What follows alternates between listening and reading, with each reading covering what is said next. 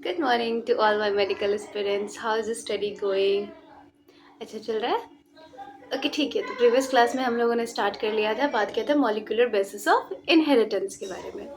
आज हम अब डीएनए तक हमने पढ़ लिया था कि डीएनए कैसे हमारे ऑक्टामर पे हिस्टोन प्रोटीन पे कैसे है वो खुद को राउंड करके, क्योंकि डीएनए जो होती है हमारी 2.2 मीटर लंबी होती है, तो फिर उसको राउंड करके वो कैसे उतने कम स्पेस में वो ऑक्यूपाइड होते हैं।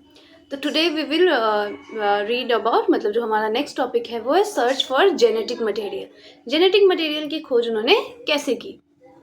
इवन आज भी जैसे कि इन जीन्स पे आज भी सर्च चल रहा है, जैसे कि जर्म सेल्स के डीएनए, कि जर्म सेल्स में ऐसी क्या कैपेबिलिटी होती है that it can develop any part of your body, जो कि वो आपके बॉडी के किसी भी पार्ट को डेवलप कर सकता है, बट वो किसी सेल में नहीं होती है एक्सेप्ट योर जर्म सेल्स। तो उसमें ऐसी क्या स्पेशलिटी है, बट इसके बारे में अभी भी बहुत सारे डिजर्टेशंस और थेसिस आने बाकी है, रिसर्चेस भी अभी बहुत सारे इसमें पेंडिंग है स्टिल। तो अभी तो जितना आपके एनसीईआरटी बताती है उसके बारे में देखते हैं कि जो सर्च है हमारे जेनेटिक मटेरियल का वो क्या है।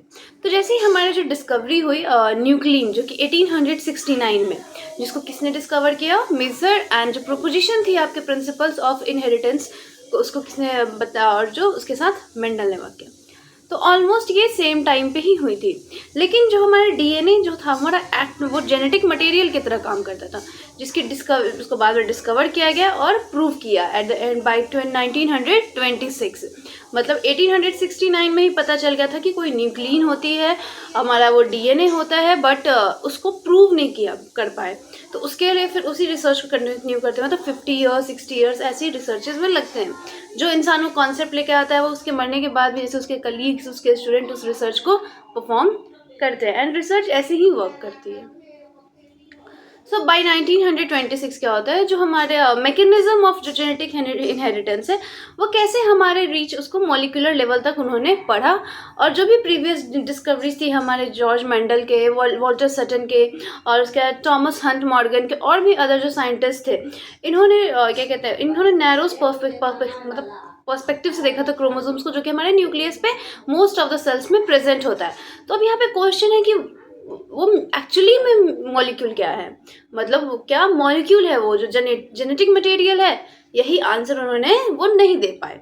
मतलब उनसे पूछा तो जाता था, he said something like chromosomes कोई फैक्टर है, but what was the factor, molecule level पे वो फैक्टर्स कैसे दिखते हैं। तो ये सारे का आंसर्स हमारे फर्स्ट चैप्टर, मतलब इससे पहले जो हमने चैप्टर पढ़ा था उसमें नहीं था, बट यहाँ पे फिर उनका आंसर्स दिया गया फर्दर। तो सबसे पहला हमारा एक प्रिंसिपल थी जो कि ट्रांसफॉर्मिंग प्रिंसिपल। ये एक्सपेरिमेंट को 1928 में, उससे बहुत साल पहले ये वर्क कर रहे थे, बट हाँ आफ्टर द कंक्लूजन जो निकलता है वो 1928 में पता चलती है। तो फ्रेडरिक ग्रिफिथ करके थे, तो इन्होंने एक सीरीज एक्सपेरिमेंट कर लिया था किसके साथ, स्ट्रेप्टोकोकस निमोनी बैक्टीरिया का, जो कि रिस्पॉन्सिबल होता है हमारे न्यूमोनिया के लिए ह्यूमन बींग्स में। इसमें इन्होंने देखा है कि मिराकुलस, मतलब एक ट्रांसफॉर्मेशन हो रहा है बैक्टीरिया के अंदर। तो इस कोर्स एक्सपेरिमेंट में इन्होंने क्या किया, जो लिविंग ऑर्गेनिज्म जो बैक्टीरिया है वो अपना फिजिकल फॉर्म ही चेंज कर देता है, मतलब R to S3 चला जाता है, R सेकेंड से S3। देखते हैं कैसे। तो जो हमारा स्ट्रेप्टोकोकस निमोनी, जो न्यूमोकोकस बैक्टीरिया होती है, ये हमारे कल्चर प्लेट पे ये ग्रो करती है और कुछ प्रोड्यूस करते हैं स्मूथ साइनी कॉलोनीज, जिसको हम S से डिनोट करते हैं, और कुछ जो होते हैं वो रफ कॉलोनीज शो करते हैं, जिसको हम R से डिनोट करते हैं। ये ऐसा इसलिए होता है क्योंकि जो हमारे एस स्ट्रेन वाले जो बैक्टीरिया होते हैं उनके पास म्यूकस का कोट होता है, जिसकी वजह से वो शाइनी दिखते हैं, जिसको हम लोग बोलते हैं पॉलीसेकेराइड्स। और जो वाइल जो हमारे R स्ट्रेन होते हैं उनके पास नहीं होते हैं, इसलिए वो रफ कॉलोनीज का फॉर्मेशन करते हैं। जो माइस होती है वो इन्फेक्टेड हो जाती है S स्ट्रेन से, जिसको हम लोग क्या बोलते हैं, वायलेंट, मतलब कि डेथ कॉज कर सकती है। तो निमोनिया इन्फेक्शन से वो मर सकता है। लेकिन जो माइस जो होती है S, जो हमारे R स्ट्रेन से इन्फेक्टेड होती है, वो निमोनिया को डेवलप नहीं कर रही होती है। मतलब कि मान लेते हैं कि एक हमारा जो बैक्टीरिया को हमने जब कल्चर प्लेट पे ग्रो कराया, तो एक R तरह का ग्रो हो रहा है और एक S तरह का ग्रो हो रहा है। जिसके पास पॉलीसेकेराइड्स है वो S स्ट्रेन वाले रहेंगे, और जिसके पास वो पॉलीसेकेराइड्स का एब्सेंस है, नहीं है, वो R स्ट्रेन वाले होते हैं। अगर S स्ट्रेन वाला बैक्टीरिया किसी के अंदर इंटर कर रहा है तो उसको निमोनिया हो रही है, मतलब वो फेटल कंडीशन तक लेके जा रही है। और यहाँ पे माइस का एग्जांपल लिया क्योंकि ये माइस पे टेस्टिंग करते हैं। ये इजी इसलिए होता है क्योंकि इनमें जो प्रोसेस होता है, जो भी लाइफ साइकिल का या फिर आप कह सकते हैं डिजीज साइकिल का भी, वो इजिली विजिबल होता है, वो जल्दी होता है एज कम्पेयर टू ह्यूमन, और ह्यूमन की लाइफ को खतरे में ना डालते हुए, इसलिए लोअर ऑर्गेनिजम्स को यूज़ करते हैं। इवन अभी भी बहुत सारे जो एक्सपेरिमेंट्स होते हैं, डायबिटीज़ की इतनी सारे मेडिसिन का एक्सपेरिमेंट्स होता है रिसेंट टाइम्स में भी, माइस के ही ऊपर होता है। उसके बाद लेज़र थेरेपी, ये सारे का एक्सपेरिमेंट्स माइस के ही ऊपर किया जाता है। लेकिन हार्ट रिलेटेड जो होते हैं वो पिग पे किया जाता है, because that is kind similar to ours. तो एस स्ट्रेन वाले क्या होते हैं, जैसे ही अगर माइस में इंजेक्ट करते हैं तो माइस मर जाती है, और जैसे ही आर स्ट्रेन वाले अगर इंजेक्ट करते हैं माइस के अंदर तो माइस जिंदा रहती है। इसका मतलब हम ये कह सकते हैं कि जो एस स्ट्रेन होगा वो क्या होगा, पैथोजेनिक है, मतलब कि पैथोजेन है, मतलब डिजीज कॉजिंग है। लेकिन जो आर स्ट्रेन वाले हैं, क्योंकि उनके पास पॉलीसेकेराइड कोट नहीं होती है, तो वो कैसे हो जाएंगे, नॉन पैथोजेनिक। तो ग्रिफिथ ने इसी क्या किया, वो क्या कहते हैं, इस बैक्टीरियाज को हम अगर हीट कर देंगे तो वो मर जाएंगे। तो फिर इन्होंने ऑब्जर्व किया कि हीट किल्ड जो एस स्ट्रेन बैक्टीरिया है जब इंजेक्ट किए तो माइस नहीं मरे, मतलब हीट किल्ड जब बैक्टीरिया को इंजेक्ट किया गया तो वो नहीं मरे, मतलब कि पॉलीसेकेराइड जो होती है जैसे ही उसको हीट करते हैं तो उसका चेन ब्रेक डाउन होता है, मतलब वो ट्रांसफॉर्म कर जाता है। और उसके बाद जैसे ही, लेकिन अगर इन्होंने इंजेक्ट किया, मिक्स्ड मतलब मिक्सचर ले लिया हीट किल्ड एस स्ट्रेन का और एस स्ट्रेन जो लाइफ पहले थी वही, मतलब जिसके पास पॉलीसेकेराइड नहीं थी, बट जब ये इंजेक्ट करते हैं तो भी माइस मर जाती है। तो इसका क्या मतलब है, मतलब इन्होंने रिकवर कर लिया कि जो लिविंग एस बैक्टीरिया है एक डेड माइस से, मतलब एक मरे हुए चूहे से इनको एक अपना मरा हुआ जो बैक्टीरिया क्या हो चुका है, मर चुका है हीटिंग की वजह से, जो कि म्यूको पॉलीसेकेराइड क्या हो चुकी है, खत्म हो चुकी है, लेकिन वो वापस से बन रही है। तो इसका कंक्लूजन ये निकला बेटा कि जो हमारे आर स्ट्रेन बैक्टीरिया होता है समहाउ वो क्या कर रहे हैं, खुद को ट्रांसफॉर्म कर रहे हैं जैसे ही heat killed S strain bacteria आती है। तो यही हमारा क्या ट्रांसफॉर्मिंग प्रिंसिपल यही बताता है कि जो भी ट्रांसफॉर्म होते हैं हमारे, या तो हीट किल्ड जो कि हमारे ट्रांसफॉर्म हो रहे हैं यहाँ पे हीट किल्ड एस स्ट्रेन से, तो आर स्ट्रेन क्या कर रहा है, सिंथेसाइज कर ले रहा है पॉलीसेकेराइड कोट और वायरुलेंट बन जाता है। तो इसका ये मतलब हुआ कि जो हमारा ट्रांसफर हो रहा है एक जेनेटिक मटेरियल का, तभी ये पॉसिबल है, नहीं तो ये पॉसिबल नहीं होती।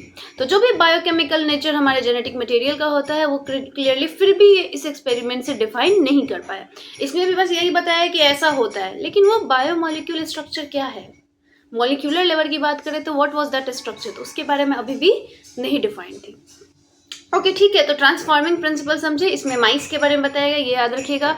1928 में फ्रेडरिक ग्रिफिथ ने इस एक्सपेरिमेंट को कंडक्ट करके फाइनली इसका कंक्लूजन दिया था। कंडक्ट तो पहले भी दिया बट इसका कंक्लूजन बाद में दिया गया। अब आते हैं biochemical characterization of transforming principle. तो जो भी हमारे ये जो वर्क थी ये Oswald Avery, Colin MacLeod and Maclyn McCarty की थी 1933 से 1944 तक। इसमें जो जेनेटिक मटेरियल को माना गया है कि वो क्या है, एक प्रोटीन है। तो इन्होंने एक मतलब काम साथ में किया और बायोकेमिकल नेचर को ट्रांसफॉर्मिंग प्रिंसिपल को दिखाने का कोशिश किया। तो इन्होंने क्या किया, जो प्यूरिफाइड जो बायोमोलिक्यूल्स बायोकेमिकल्स थे, मतलब प्रोटीन डीएनए आरएनए ये सारे को हीट किल्ड एस सेल से जब इन्होंने देखा तो वो क्या हो रहे हैं, ट्रांसफॉर्म कर जा रहे हैं लाइव आर सेल्स में इंटू एस सेल। जैसे कैसे हो रहा है, तो इन्होंने डिस्कवर किया जो डीएनए होता है वो अकेला एस बैक्टीरिया से वो कॉज कर रहा है आर बैक्टीरिया, क्योंकि वो क्या हो जाता है, ट्रांसफॉर्म हो जाता है।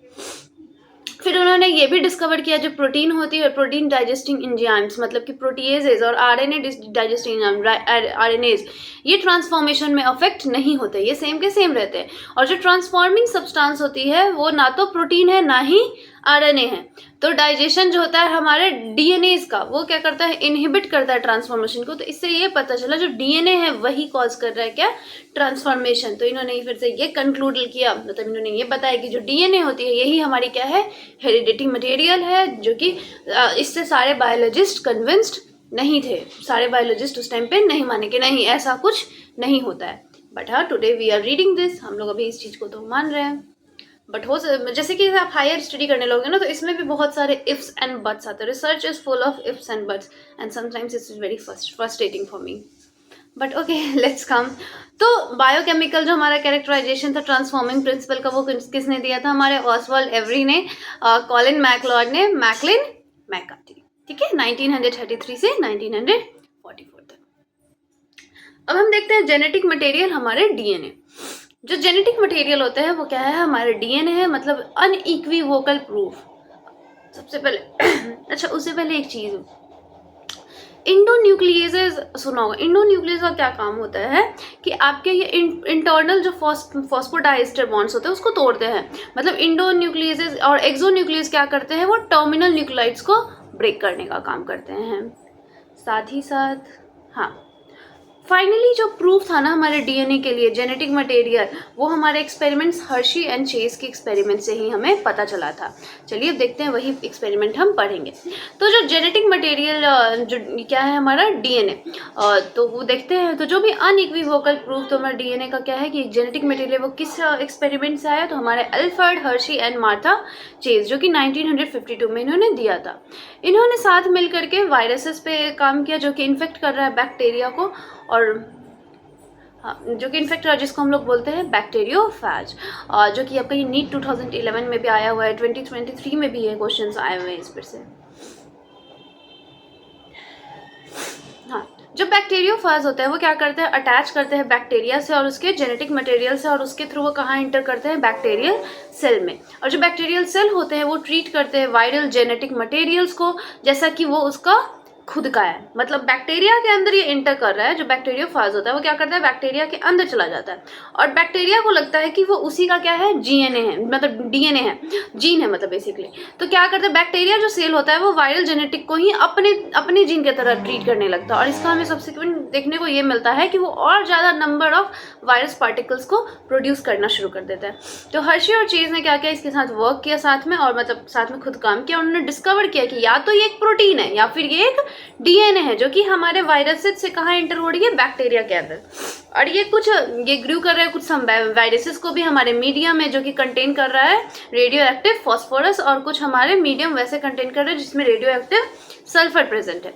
तो वायरसेस जो होते हैं वो उसके प्रेजेंस में रेडियो एक्टिव जो फॉस्फोरस है उसमें रेडियो एक्टिव डीएनए को प्रोड्यूस कर रहा है। लेकिन जो नॉट रेडियो एक्टिव प्रोटीन है, जैसे कि क्योंकि डीएनए और बाद बाकी रेडियो एक्टिव प्रोटीन नहीं है, मतलब जो डीएनए प्रोड्यूस हो रही है सिर्फ वही रेडियो एक्टिव है, और आपकी प्रोटीन रेडियो एक्टिव नहीं होती थी।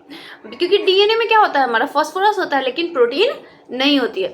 सिमिलरली वैसे ही जो वायरसेस को रेडियो एक्टिव सल्फर में हम लोगों ने ग्रो किया, उसमें रेडियो एक्टिव प्रोटीन निकल रहे थे, ना कि रेडियो एक्टिव डीएनए, क्योंकि डीएनए में हमारा कोई सल्फर का चेन ही नहीं होता है।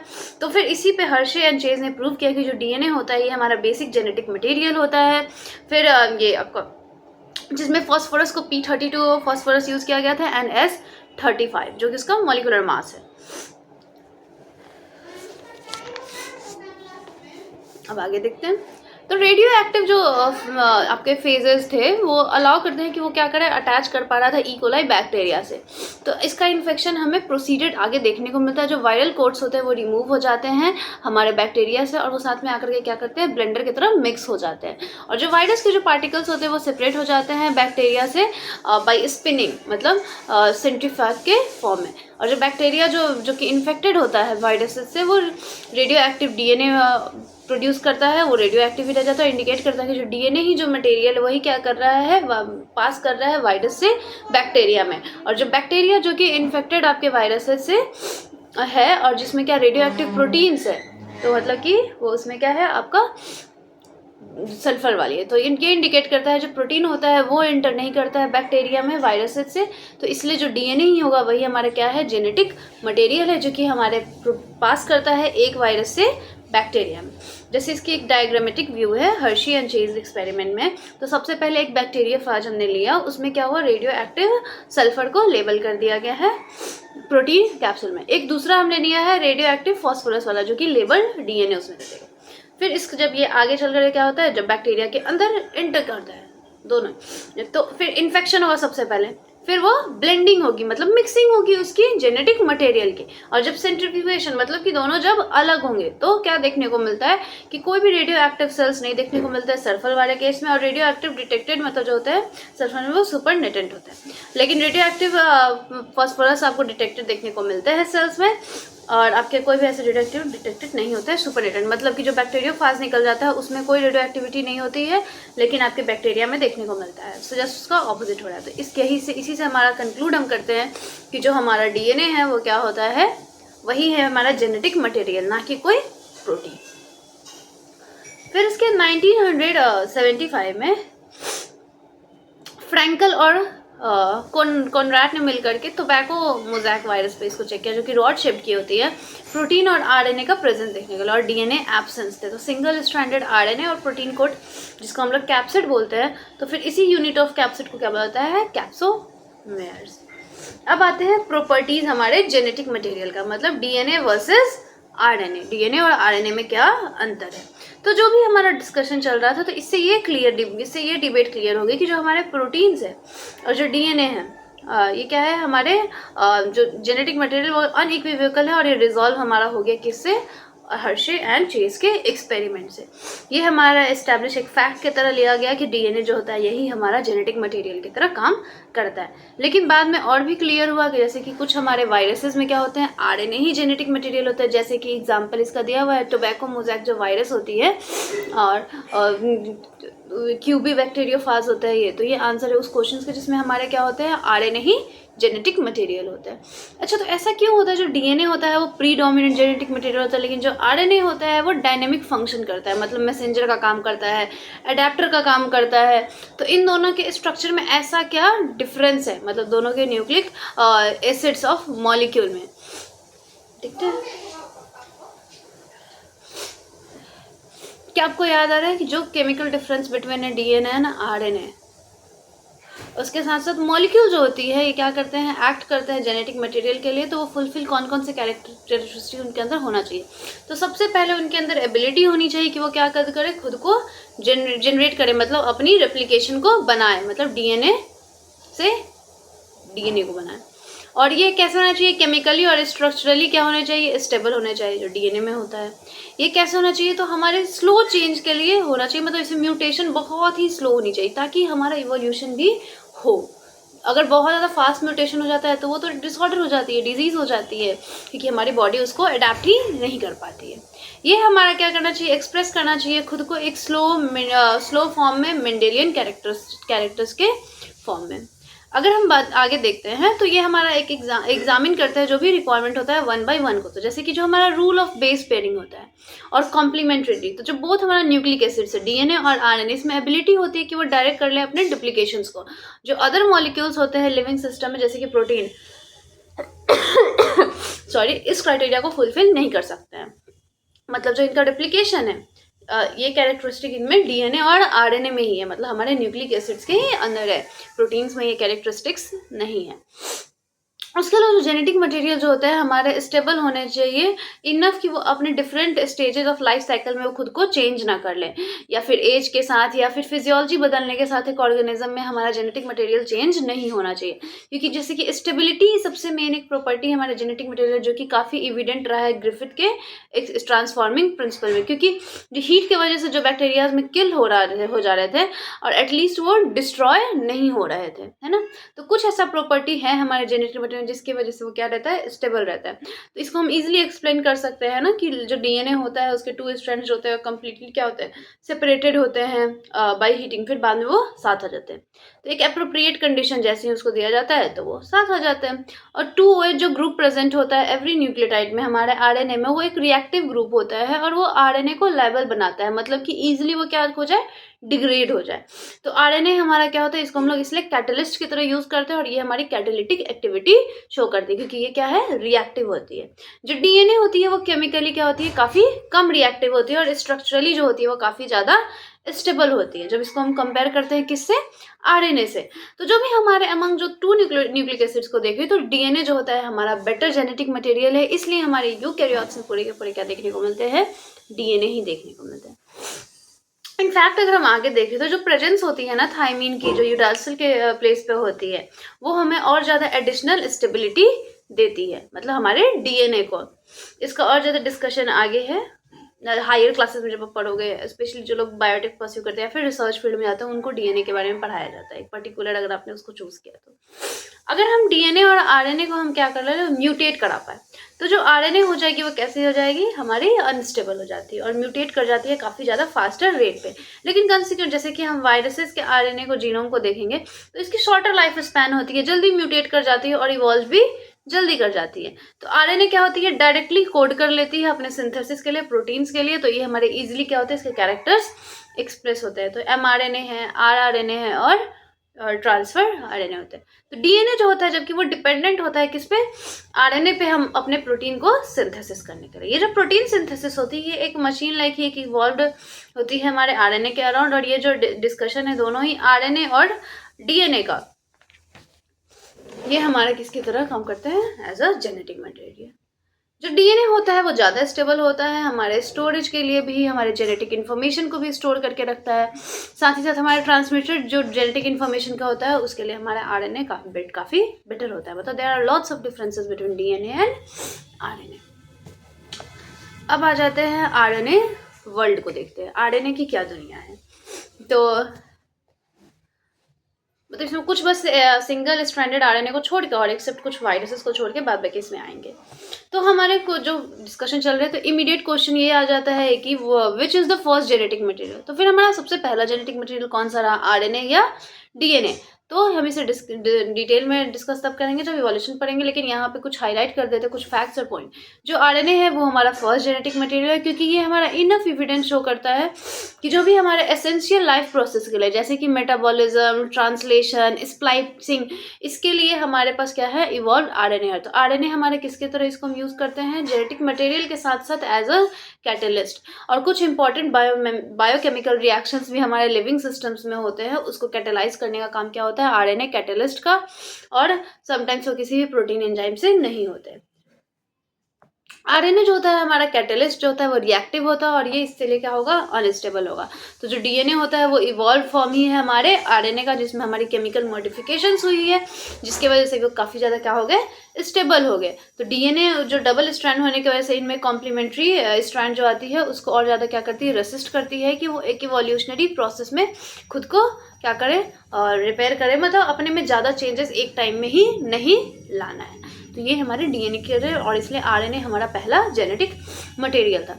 यहाँ पे नीचे अगर हम आते हैं फिगर नंबर 6.6 में, अच्छा स्प्लाइसोसोम किसे बोलते हैं, तो जो भी हमारा पोस्ट ट्रांसक्रिप्शन हो जाती है ना आरएनए प्रोसेसिंग में, मतलब कि आरएनए क्या करता है, आरएनए ही बनाता है लेकिन प्रोटीन नहीं।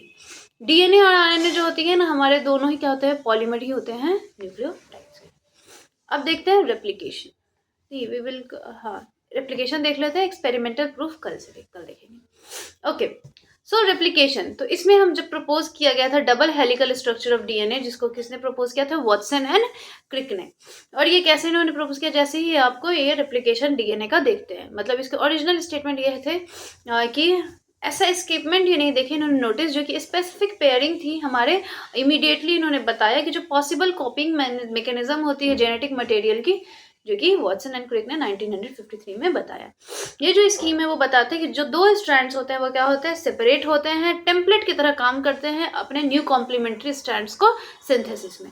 जैसे ही इसका रेप्लिकेशन हो जाता है तो जो हर डीएनए मॉलिक्यूल होता है इसमें एक पैरेंटल होते हैं और एक न्यूली वन, मतलब एक तो पैरेंटल रहेगा तभी तो उसके लिए कॉम्प्लीमेंट्री बेस पेयर्स को जनरेट किया जाएगा।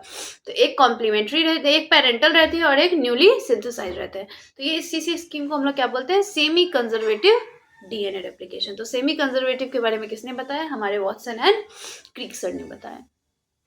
तो सेमी कंजर्वेटिव क्या बताते हैं, इसका एविडेंस यही है, एविडेंस देने के लिए, मतलब आगे इसके एक्सपेरिमेंट को ही, मतलब एक ब्रॉडर टर्म में बताने के लिए इसके हम मेजल्सन और फ्रैंकलिन स्टॉल का एक्सपेरिमेंट देखेंगे।